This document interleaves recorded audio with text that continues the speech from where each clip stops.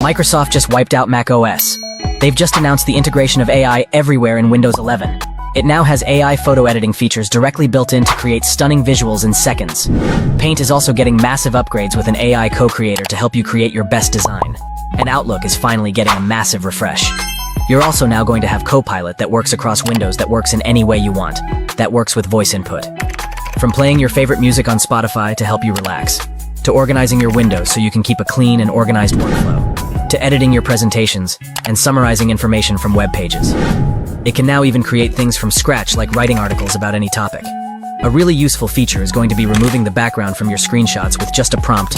It can even create designs for your social media in seconds, which you can share automatically. This, paired with their integration with DALL-E from OpenAI and Bing, is really pushing Microsoft ahead in the AI race. Are Macs in trouble? Is this going to be the best Windows ever? Let me know what you think. Access the ultimate list of over 2,000 plus AI tools in my free weekly AI newsletter. Don't miss out.